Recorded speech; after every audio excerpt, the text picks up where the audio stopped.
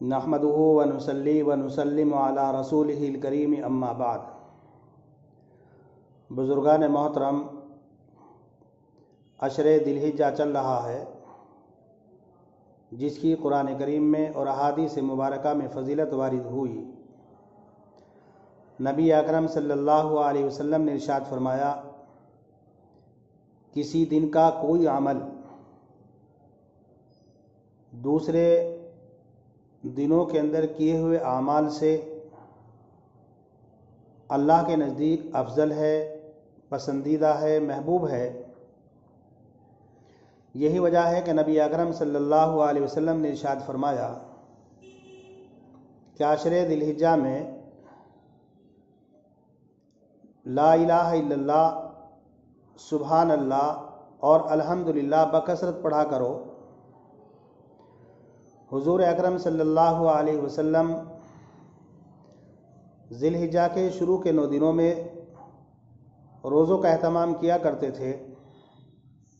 रसूल अकरम सल्लल्लाहु अलैहि वसल्लम ने इरशाद फरमाया, ज़िलहिज्जा के शुरू के 9 दिनों में हर दिन का रोज़ा 1 साल के रोज़ों के बराबर है, और रात में क़याम करना, इबादत करना शब क़द्र में क़याम करने, इबादत करने की तरह है। और ख़ास तौर पर रसूल अकरम सल्लल्लाहु अलैहि वसल्लम ने ज़िलहिज्जा की 9वीं तारीख़ यानी यौम अरफ़ा, इसके रोज़े की बहुत ज़्यादा फ़जीलत बयान फरमाई। जो इस मरतबा जुमे के दिन ये तारीख़ आ रही है, रसूल अकरम सल्लल्लाहु अलैहि वसल्लम ने इरशाद फरमाया कि मेरा ख़याल और गुमान ये है कि जो आदमी ज़िलहिज्जा की 9वीं तारीख़ को रोज़ा रखे, उसके 1 साल गुज़िश्ता और 1 साल आइंदा यानी 2 सालों के गुनाह माफ़ कर दिए जाते हैं, मिटा दिए जाते हैं। और ज़िलहिज्जा की 9वीं तारीख़ की फ़जर से और 13वीं ज़िलहिज्जा की असर तक तकबीर तशरीक़ का पढ़ना फ़र्ज़ नमाज़ों के बाद वाजिब और ज़रूरी है, खा वो मुकीम हो या मुसाफिर, मर्द हो या औरत। अलबत्ता मर्द थोड़ी सी बुलंद आवाज़ से पढ़ेंगे और औरतें हल्की और आहिस्ता आवाज़ से पढ़ेंगी। और जब ज़िलहिज्जा की 10वीं तारीख़ शुरू हो जाए तो उस दिन सुबह सवेरे उठना, मिसवाक वगैरह करना, गुसल वगैरह करना, अच्छे कपड़े पहनना, खुशबू वगैरह लगाना और ईदगाह जल्दी जाना, ये मुस्तहब अमाल हैं। लेकिन जाहिर सी बात है कि हम लोग महामारी के दौर से गुज़र रहे हैं, तो शायद ईदगाह में जाने की इजाज़त तो ना हो। अलबत्ता जिस तरीक़े से ईद उल फित्र के अंदर नमाज अदा की गई थी, गालिबन इसी तरीक़े पर ईद उल अज़हा की नमाज भी अदा की जाएगी। और नमाज से फ़ारिग होने के बाद फिर कुर्बानी करें, इसलिए कि हज़रत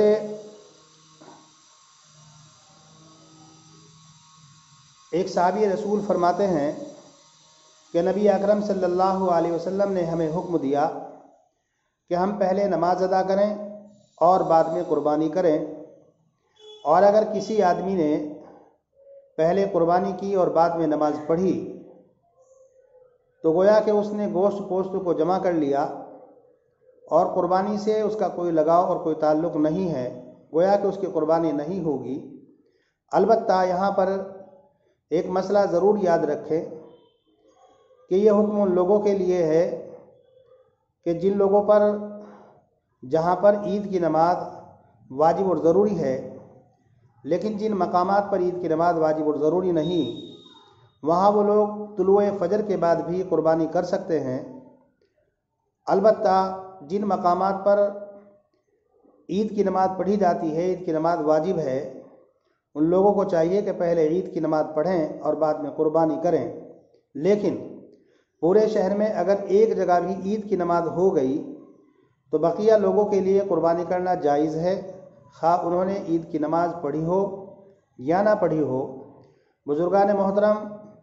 جو آدمی صاحب نصاب ہے، صاحب وسعت ہے، ہر ایسے شخص پر قربانی کرنا واجب اور ضروری ہے۔ اور نبی اکرم صلی اللہ علیہ وسلم نے ارشاد فرمایا کہ ایام نحر میں، قربانی کے دنوں میں، قربانی سے افضل کوئی عمل نہیں ہے۔ بہت سے لوگ بار بار یہ سوال کر رہے ہیں، پوچھ رہے ہیں کہ کیا قربانی کرنے کے بجائے اگر وہ رقم غربا اور فقراء پر صدقہ کر دی جائے تو کیا قربانی کی طرف سے کافی ہو جائے گی؟ بزرگان محترم، اگر کوئی آدمی نماز کی جگہ روزہ رکھ لے تو کیا نماز ادا ہو جائے گی؟ اگر روزے کی جگہ کوئی آدمی حج کر لے تو کیا اس کا روزہ ادا ہو جائے گا؟ ہرگز نہیں ہوگا۔ بہرحال اگر کوئی آدمی صدقہ خیرات کر دیتا ہے تو صدقہ خیرات کرنے کا اس کو ثواب ملے گا، لیکن قربانی نہ کرنے کا گناہ اس کے ذمے باقی رہے گا،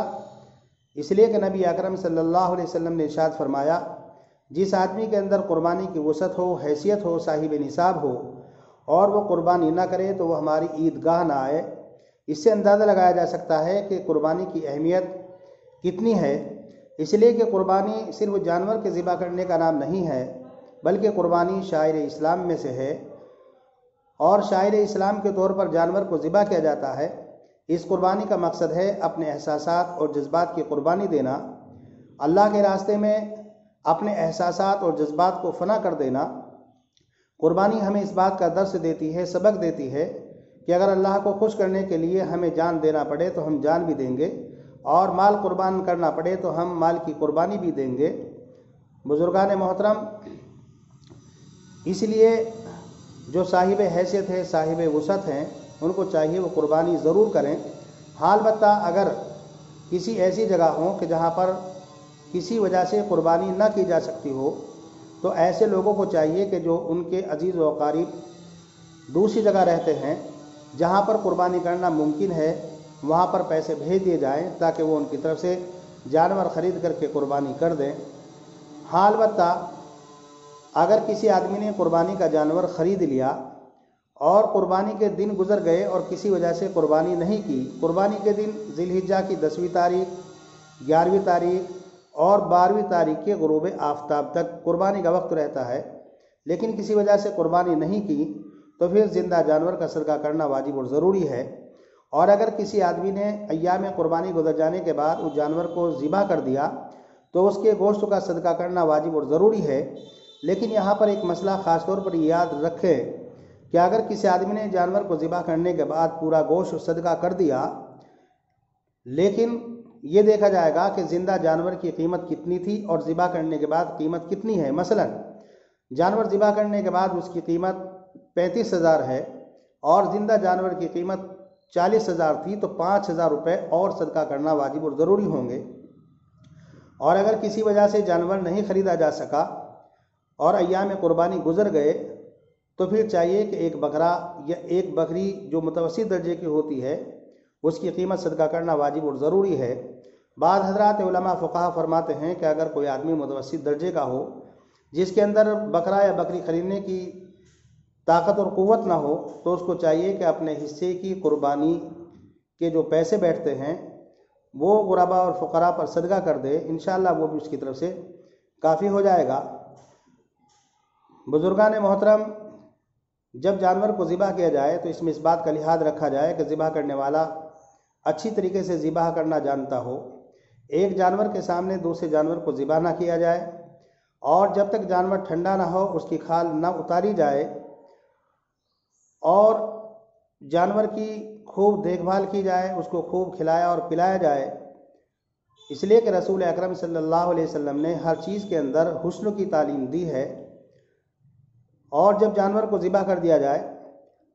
تو اس سلسلے میں خاص لحاظ رکھنا چاہیے کہ جانور کھلے کے اندر ذبح نہ ہو،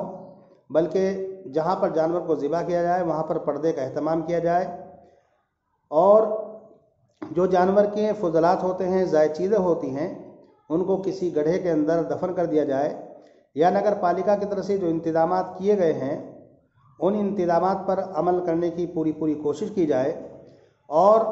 نالیوں کے اندر خون بہانے سے احتراز کیا جائے، جہاں تک ہو سکے خون بھی گڑھا کھود کر اس کے اندر دفن کرنے کی کوشش کی جائے۔ بزرگان محترم، یہ ہمارا جو بھارت ہے، یہاں پر ہزاروں سال سے